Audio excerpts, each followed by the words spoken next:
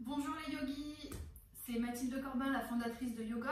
Aujourd'hui, j'ai le plaisir de vous faire cette petite vidéo pour vous expliquer comment utiliser une brique de yoga. C'est une vidéo qui fait partie d'une série de guides d'utilisation du matériel de yoga. Donc on va vous faire comment utiliser un bolster de yoga et comment utiliser une sangle de yoga. Et donc chacune de ces vidéos sera accompagnée d'un gros article de blog en fait, dans lequel vous retrouverez encore plus d'exemples de postures avec ces accessoires que dans les vidéos que nous vous tournons ici. Alors, qu'est-ce qu'une brique de yoga? Une brique de yoga ou un bloc de yoga, ça, on peut dire les deux, ça ressemble à ça. Chez Yogom, on en a deux sortes. On a une brique de yoga en liège fabriquée au Portugal qui fait à peu près 400 grammes, c'est la plus lourde.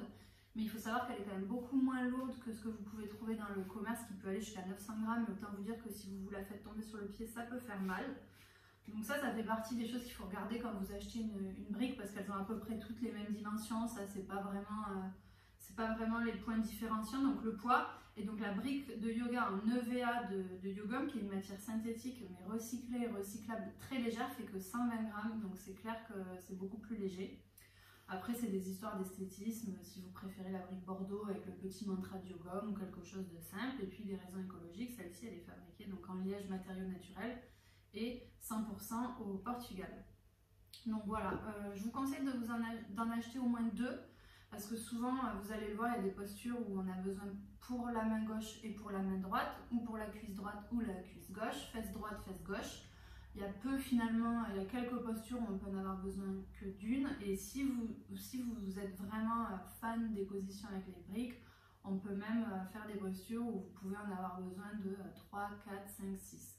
Mais commencer par deux, c'est quand même le plus idéal. Donc là, je vais vous montrer une dizaine de postures assez simples qu'on peut faire avec la brique. Et la brique, à quoi ça sert? On va retrouver la brique dans des postures de yoga, de méditation aussi, pour avoir des postures plus précises, être mieux assis pour avoir la colonne vertébrale droite. Mais on va aussi pouvoir utiliser la brique de yoga pour compenser un petit peu un manque de souplesse ou pour aller plus loin dans certaines postures également et atteindre en fait un étirement un peu plus profond. Donc la première posture, c'est la fameuse posture du chien tête en bas que vous connaissez tous, où on a tous beaucoup de mal en fait à la faire correctement parce qu'elle a beau être facile à faire.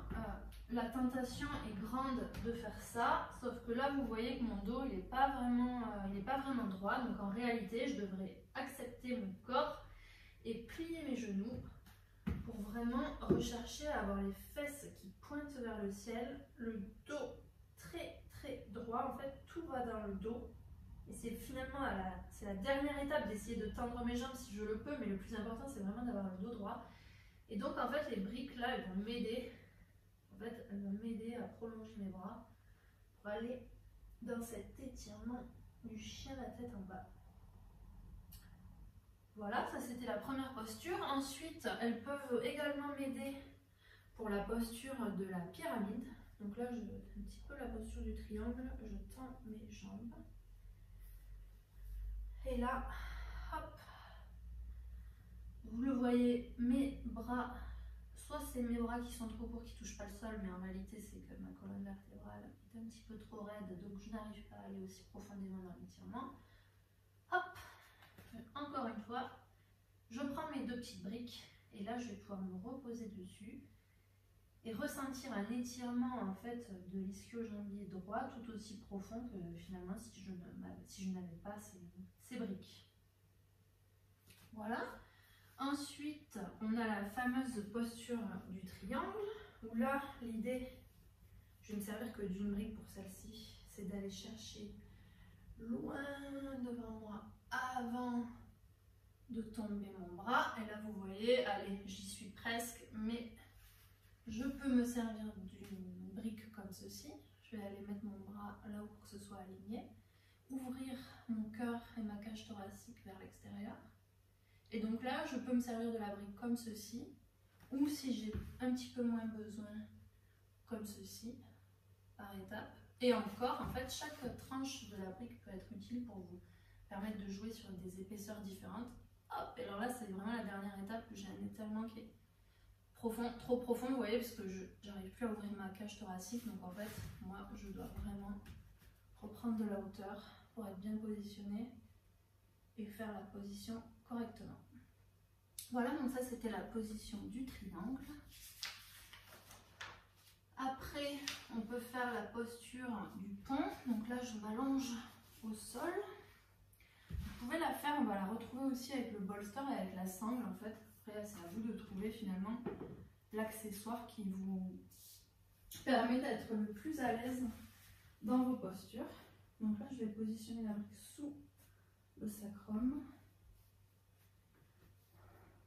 Voilà. C'est une première étape en fait. Après, je peux l'enlever et gainer. Ça me permet en fait de ressentir les bienfaits de la posture en fait. En fait, les accessoires, soit ils peuvent vous permettre de réaliser des postures. Là, par exemple, je manque un peu d'abdos. Hop, ça me permet de faire la posture. Mais cette posture, elle peut également être yin et donc elle peut être restaurative. Et donc là, je n'engage pas ma ceinture abdominale, mais je viens étirer mon sacrum et détendre ma colonne vertébrale. Voilà, selon les types de yoga ou ce que vous recherchez, une posture, elle peut être faite en mode yang, je cherche un effort, un engagement du corps, ou en mode yin, je cherche une détente, un étirement et une relaxation. Ensuite, on a la position de la cigogne, qui est une étape Uttanasana de la fameuse salutation au soleil. Où là, c'est pareil. Mon dos doit être droit, donc je ne vais pas essayer de faire ça, c'est pas le même bout de la salutation au soleil. Je veux mon dos droit. Voilà, ça peut être comme ça, par exemple. Je regarde devant moi. Ou comme ça. Voilà. Donc ça, c'est la posture de la cigogne. Ensuite, la chaise. Vous connaissez tous la posture de la chaise. Je peux la faire sans la brique. Comme ça. Je vais peut-être me mettre de profil pour que vous le voyez. Hop. À début de squat. Voilà. Ou alors, je peux m'aider de la brique pour m'aider vraiment à garder les cuisses parallèles et descendre petit à petit en essayant de serrer la brique et allonger le dos. Hop, voilà, donc pour ça c'est une seule brique, ça suffit. Ensuite, j'ai une posture de yin yoga, mais c'est une posture que vous pouvez faire en fait n'importe quand, début, fin de pratique, peu importe le type de yoga que vous pratiquez. C'est la posture du papillon. Donc je joins mes pieds. Là, je vais essayer d'ouvrir. En fait, c'est une posture qui va essayer d'ouvrir le bassin. Et je vais mettre une brique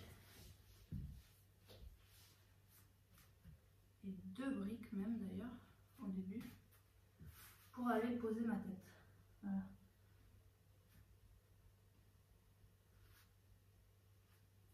Je posais mes bras devant. Voilà. L'idée, évidemment, c'est pas l'idée, c'est qu'il y a certaines personnes qui n'ont pas besoin, qui vont arriver directement petit à petit à mettre leur tête dans leurs pieds. Mais vu que l'idée c'est d'être relâché et détendu et de laisser faire le poids agir sur la gravité, je peux venir mettre une brique. Ce qui est génial dans le yin yoga, c'est qu'en fait vous pouvez mettre, il n'y a pas de règle, vous mettez autant de briques d'accessoires que vous voulez, comme vous voulez. L'idée étant de rentrer dans une position d'extrême détente. Tous vos membres vont être détendus. Voilà. Ensuite, avant de vous montrer les cobras, tant que je suis assise au sol, je vais vous montrer des postures de... Alors on peut aussi faire je suis dans la posture du papillon, donc on peut la faire. L'idée étant d'être relâché. Quelqu'un qui a les jambes tendues, qui manque un peu de souplesse, ben là, en fait, dans cette position, il n'est pas confortable. Là, il va être en train de contracter les jambes, les cuisses, parce que ses genoux, d'ailleurs, ses moncas ne touchent pas le sol. Donc, on peut écarter les pieds, les éloigner du pubis, ou à l'inverse, si on recherche un étirement plus profond, les rapprocher. Et donc si je manque un peu de flexibilité, je vais les éloigner. J'ai envie d'être encore plus confortable, donc je vais aller mettre des briques sous les cuisses. Voilà. Pour vraiment pouvoir leur permettre d'être détendus, de se relâcher dessus. Mais j'aurais aussi pu avoir la même logique dans un tailleur, quelqu'un qui a beaucoup de personnes qui ont les genoux comme ça, pour leur permettre de méditer et d'être confortable, pareil, je peux aller mettre mes briques ici, voilà. Ou encore, si je veux méditer, vous savez, la posture de méditation, forcément, on dit qu'il faut avoir les genoux au sol. Pourquoi ? En fait, le but, c'est pas d'avoir les genoux au sol, le but, c'est d'avoir la colonne vertébrale droite. Et pour avoir la colonne vertébrale droite, il faut avoir les genoux au sol. Et pour avoir les genoux au sol, il faut que les genoux soient plus bas que le bassin. Donc, je peux venir m'asseoir. Vous allez le voir. Si je m'assois sur la brique, forcément, mes fesses remontent, mes genoux s'abaissent. Je pourrais même en avoir deux. La brique, elle peut aussi remplacer en fait le coussin de méditation, le Zafu. Si vous avez pas envie d'investir dans 3 milliards d'accessoires de yoga, la brique, elle est extrêmement polyvalente. Donc, elle sert à faire des équilibres, à prolonger vos bras, à avoir plus de confort dans certaines postures, à avoir le dos bien droit dans des postures de méditation. Et comme le bolster, en fait, elles peuvent aussi vous servir d'accessoires pour reposer votre tête. Donc là, je vous en montre une dernière, c'est la posture du cobra, version restaurative, qui va agir sur le bas de la colonne vertébrale et des lombaires. Voilà. Comme ça, mes cervicales sont en sécurité, je ne me blesse pas, je ne contracte pas, j'arrive vraiment à me détendre. À détendre le haut du corps, et il y a quand même un petit étirement assez fort d'ailleurs sur le bas des lombaires. Voilà, donc j'ai fini. Vous retrouverez, là je vous ai fait à peu près une dizaine de positions, vous en retrouverez le double en fait dans l'article, et des postures un peu plus compliquées que je n'arrive pas à faire, donc j'ai pas voulu me lancer dans le challenge dans la vidéo. Voilà, vous retrouvez le lien donc, dans la description de la vidéo. Bonne journée les yogis, au revoir.